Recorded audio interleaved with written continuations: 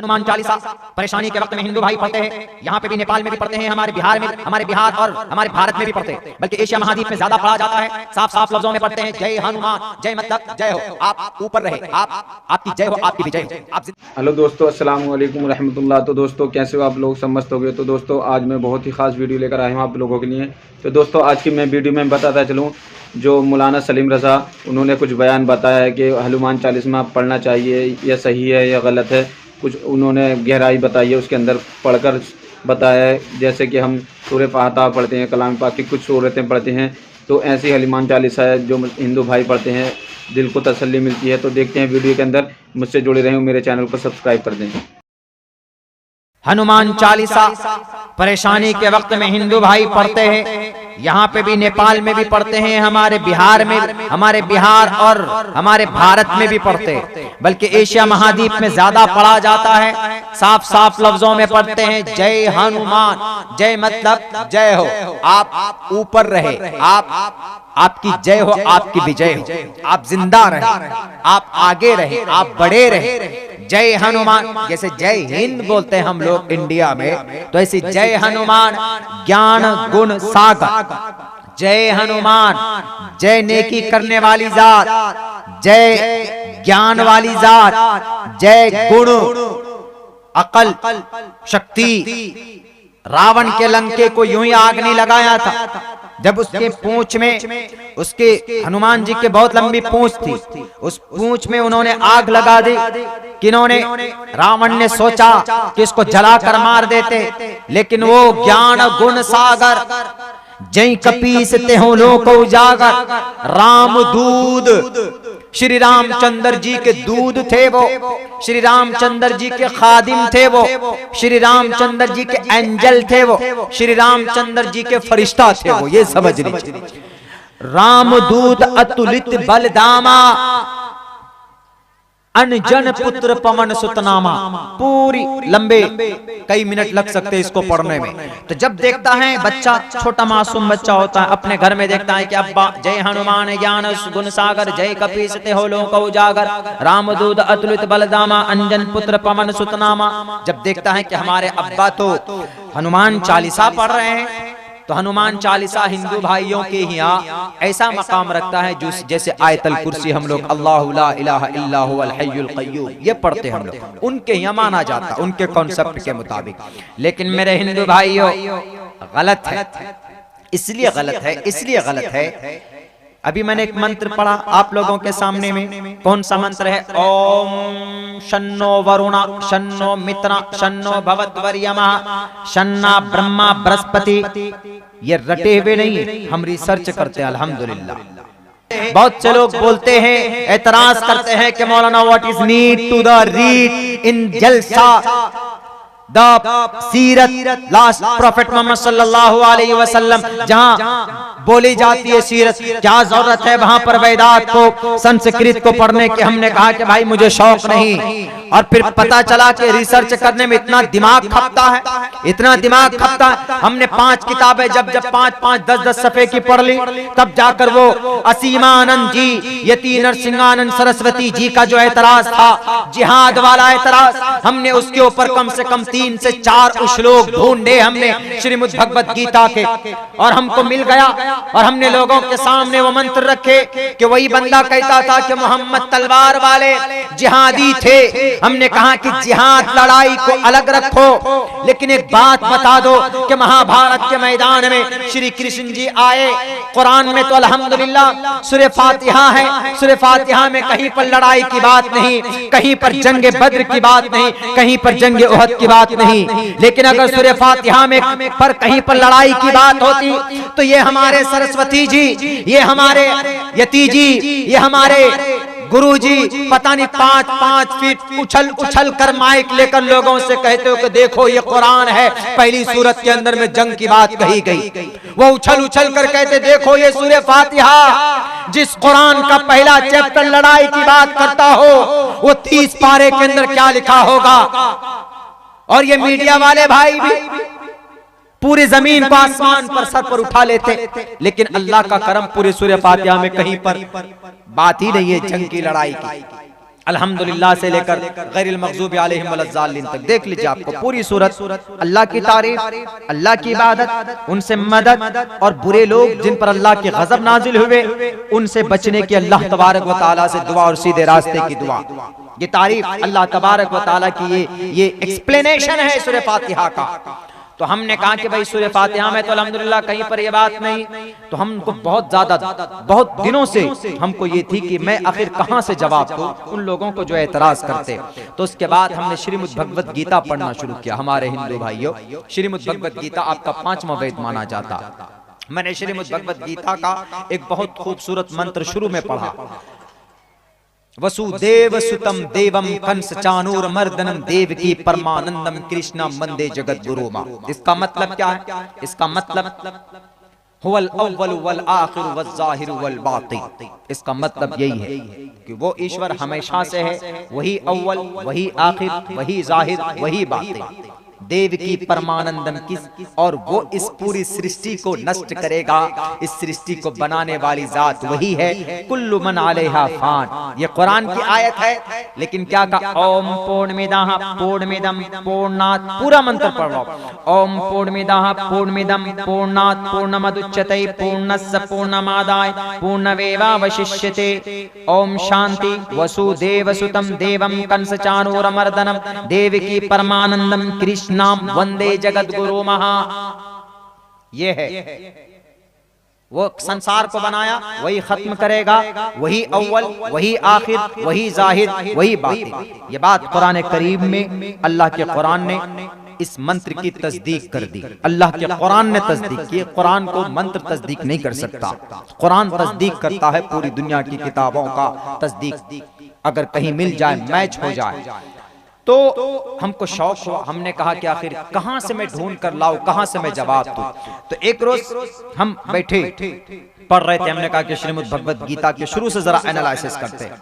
जब हमने देखा तो सबसे पहला मंत्र, पहले अध्याय का पहला मंत्र, यानी पहले पारे का और पहली सूरत का पहली आयत, आप लोग समझ सकते हैं, समझने के लिए बोल रहा हूं मैं। तो लिखा क्या? धर्म क्षेत्रे कुरुक्षेत्रे समवेतायुत्सवः मामका पांडवाश्च किम कुर्वत् संजय वसुदेव एवं मुक्तवार्जुन संख्यो रथोपस्थ उपवाविशत् शोक संविघ्न विसृज्य शरम नासम शोक संविघ्नमांसा कुतस्तुवा कश्मलिदं विस्मय समुपस्थितम अनार्य जुष्टम स्वर्गीयम कीर्ति कर्मजुनः। ए अर्जुन, ए पार्थ, अर्जुन को कह रहे कौन? भगवान कृष्ण जी। अब क्या लिखा है इसमें? इसमें लिखा है महाभारत के मैदान, धर्म की बात और जंग की बात कही गई श्रीमद् भगवत गीता के पहले अध्याय में, पहले मंत्र में। अगर पहले मंत्र में कुरान में अगर जंग की बात होती तो हिंदू भाइयों बताइए क्या करते हैं? तो कुरान को ऐसे ऐसे फाड़ते, ऐसे ऐसे करके। क्यों? पहली सूरत में जंग की बात, लेकिन श्रीमद् भगवत गीता में है जंग की बात। तो हमको एतराज नहीं है कि जंग की बात क्यों है। हम मानते हैं कि जंग बवक्ते जरूरत जरूरी भी हो जाती। क्यों जरूरत होती? आपके नेपाल में अगर कोई हमला करेगा, चाइना हमला करे, भूटान हमला करे, तो नेपाल की गवर्नमेंट तो बैठी रहेगी नहीं।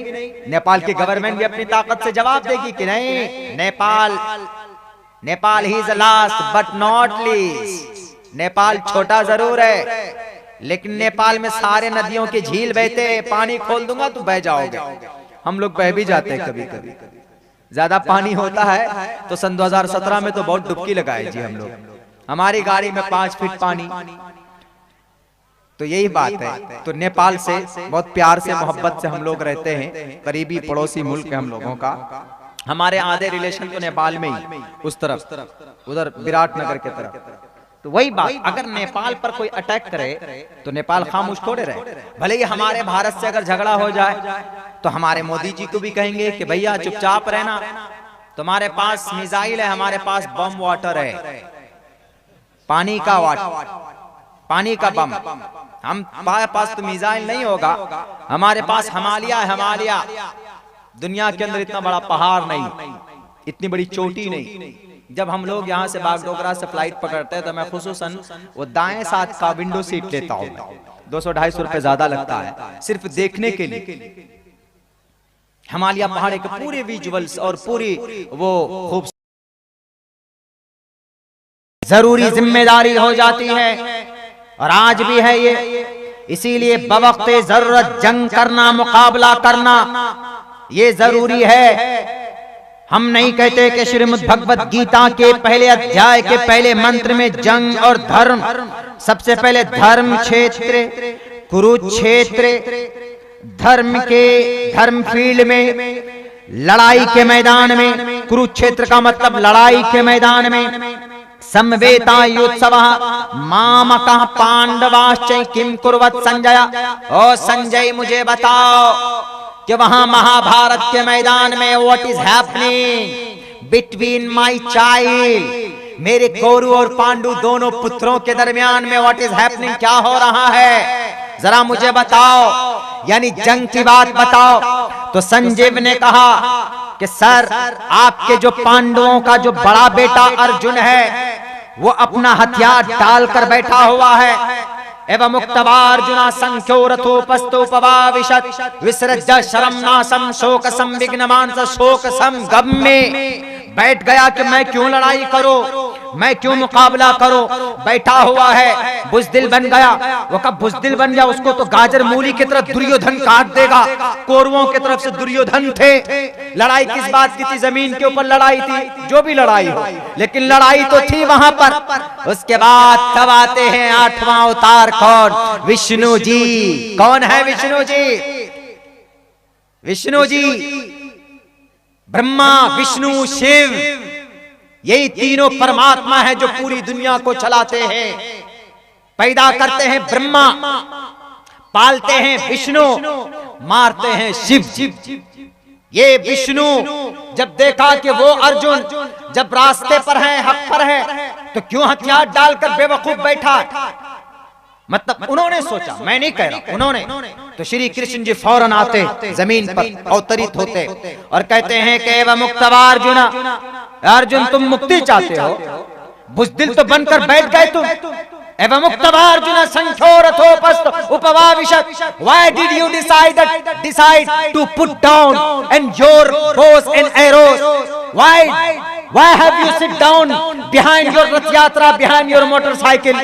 तुम अपने बाइक के पीछे, तुम अपने रथ यात्रा के पीछे, रथ के पीछे क्यों बैठे हो? बुजदिल बन गए? नहीं। क्या तुमको मुक्ति चाहते हो? तुम मुक्ति चाहते हो तो तुमको मुक्ति ऐसे नहीं मिलेगी, बल्कि क्या कहा देखिए, ऑर्डर क्या है? मास्मगमः या अय्युहन नबिय्यु हर्रिज़िल मुअ्मिनीना अलल क़िताल। सेम इस आयत का मतलब जो है मास्मगमः नैतत्वय्युपद्यते पार्थ क्या कहा? ए पार्थ, अर्जुन की अम्मा का जो लक़ब था, कुंती का जो लक़ब था पार्थ था, का ए पार्थ नैतत्वय्युपद्यते, ए कुंती की, ए पार्थ की, ए औलाद कुंती के बेटे, हृदय शुद्रम दौर्बल्यम, उठाओ तीर को, तलवार को, मुकाबला करो इन किनका, कौरवों का। उन्होंने कहा कि सर मेरे सामने मेरे अब्बा है, मेरे सामने मेरा सौतेला भाई है, मेरे चाचा है, मेरे गुरु हैं। उन्होंने कहा कि ये अधर्मी है, ये अधर्मी है, इनके खिलाफ लड़ना होगा, इनके खिलाफ तुम्हें मुकाबला करना होगा। हमको पॉइंट मिल चुका था। हमने कहा कि जब हमारे कुरान पर या अय्युहन नबिय्यु हर्रिज़िल मुअ्मिनीना अलल क़िताल पर एतराज है, अगर कुरान करीम के वअइद्दू लहुम मस्ततातुम, इस पर एतराज है कि ये जिहाद के ऊपर बात करती है, अगर कुरान की आयत पर एतराज, तो फिर श्रीमद् भगवत गीता के पहले अध्याय पर हिंदू भाइयों एतराज होना चाहिए, लेकिन नहीं। तो जैसे श्रीमद् भगवत गीता में महाभारत का तज़किरा जरूरी था, महाभारत जरूरी भी था, तो ऐसे ही मोहम्मद रसूलुल्लाह का मुकाबला करना जंगे बद्र में, जंगे उहद में, ग़ज़वे हुनैन में, ग़ज़वे तबूक में उन सहाबाए किराम को भूखे लेकर उन कुफ़ार उतबा, शैबा, वलीद, हंज़ला, मुग़ीरा के दांत को खट्टे करना, उनसे मुकाबला करना जरूरी था।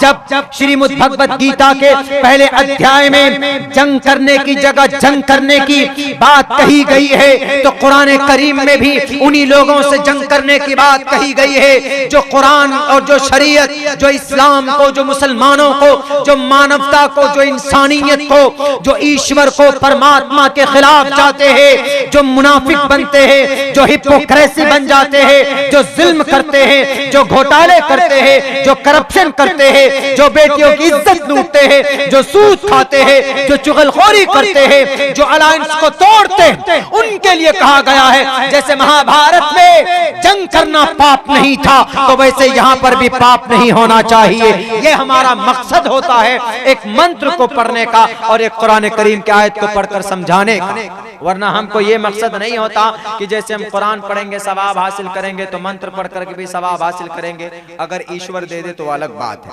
लेकिन हम लोगों को खुश करने के लिए मंत्र श्लोक नहीं पढ़ा करते, बल्कि कभी कभी जरूरी हो जाता है समझाने के लिए, क्योंकि इसलिए जरूरी होता है वो लोग पढ़ना नहीं जानते। जैसे हम लोगों के अल्हम्दुलिल्लाह ये मदरसा फैजुल कुरान, यहाँ पर बच्चे कुरान पढ़ते हैं और कहीं पर भी धार्मिक शास्त्रों को पढ़ाने का कोई निजाम नहीं, सिर्फ इस्लाम में है, सिर्फ इस्लाम। इसलिए उन लोगों को पढ़कर हम बताते हैं, इन लोगों को हम समझाते हैं कि चाहे आप गायत्री मंत्र पढ़ें, चाहे आप हनुमान चालीसा पढ़ें, चाहे आप श्रीमद् भगवत गीता पढ़ें। अल्हम्दुलिल्लाह श्रीमद् भगवत गीता में बहुत अच्छे अच्छे श्लोक हैं। हमारी बाज़ाब्ता बातचीत जब हुई थी, अभी बहुत 2-4 साल पहले की बात है, मुझे ढंग से याद भी नहीं गुरु जी का नाम, उनसे जब हमारी बात हुई थी हिंदू भाइयों, तो उन्होंने इतने गौर से सुना था, इतने गौर से मेरी बातें उन्होंने शुरू थी, इतने गौर से कि बहुत गौर से 1.5 घंटे तक, सवा घंटे तक हमारी बातें वो सुनते रहे कि you know, remember and you know the my धार्मिक शास्त्र श्रीमद् भगवत गीता। बड़े आश्चर्य ताज्जुब में हमने कहा कि सर ये तो हमने और आपने दीवारें खड़ी की, वरना कुरान का जो पैगाम है तकरीबन वही पैगामात आपके श्रीमद् भगवत गीता में, ऋग्वेद में, यजुर्वेद। तो दोस्तों जैसे कि मैंने अभी आपको वीडियो के अंदर दिखाया, बहुत ही प्यारा बयान मौलाना ने बताया है, और इसके अंदर ये बताया था हनुमान चालीसा पढ़ना चाहिए और ये इसकी क्या फजीलत है, और जो भगवत गीता में लिखा है जंग के बारे में, जैसे कि हमारे पड़ोसी मुल्क हैं जो हमसे ज़रूरत के मुताबिक वो लड़ते हैं, तो उसकी ज़रूरत के मुताबिक जो हमें जंग लड़ने की ज़रूरत पड़ती है तो जंग लड़नी चाहिए। तो ऐसे कलाम पाक में लिखा है, सेम बिल्कुल वही है। तो फ्रेंड्स आज की मेरी वीडियो कैसी लगी मुझे कमेंट बॉक्स में बताएं और मेरे चैनल को सब्सक्राइब कर दें। अल्लाह हाफिज़।